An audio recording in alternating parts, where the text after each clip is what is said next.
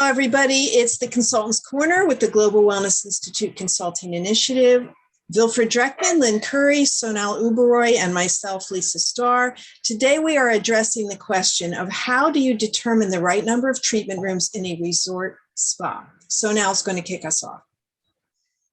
When it comes to a resort spa, I roughly follow to the same principles as in a city hotel. I think it depends also if a resort hotel is all-inclusive or not all-inclusive. When it is all-inclusive, it allows you to offer more treatments, so you can have a higher number of treatment rooms.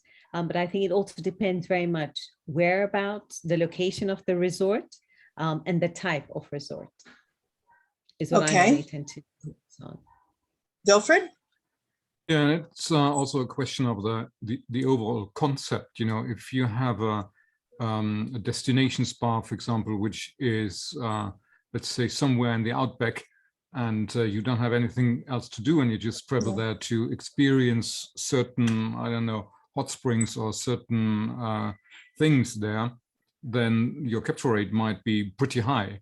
While when you are traveling somewhere where the spa is just one of the many facilities like golfing and shopping and I don't know what, then your capture rate is certainly different. Lynn? Whatever your capture rates are, just don't build too many treatment rooms. You know, right now with our staffing issues and the way things are moving, and with the interest from the public, one would think, let's build a lot of treatment rooms so we can do a lot of treatments at the same time, but it doesn't work that way because everybody wants the treatments at the same time of day. So it's better to try to create treatments and educate your guests how to spread their spa treatments out throughout the day. Pre-golf massage for stretching, you know, encourage people to come early. So those capture rates, like Wilfried said, vary greatly. I mean, we have heard some owners say, well, I heard that, you know, XYZ spa has a capture rate of 89%.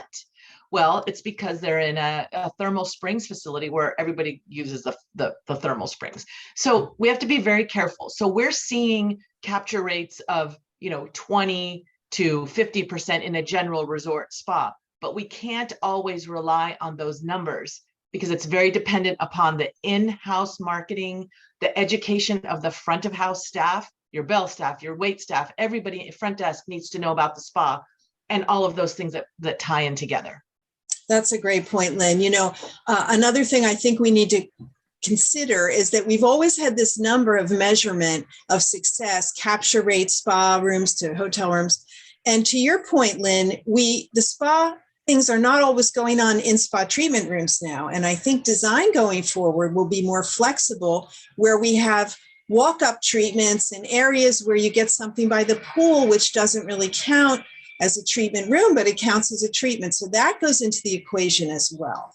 So given all of that, I'm going to come back to Sonal and ask you for a percentage range you think is a good target for a resort spa.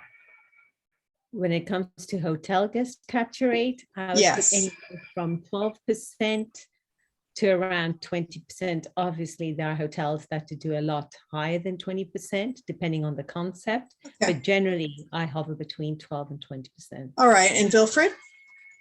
Fully agree. That's my numbers. 20% is already something where I relax and say, if you have 20%, you don't need my services because that's a pretty good number.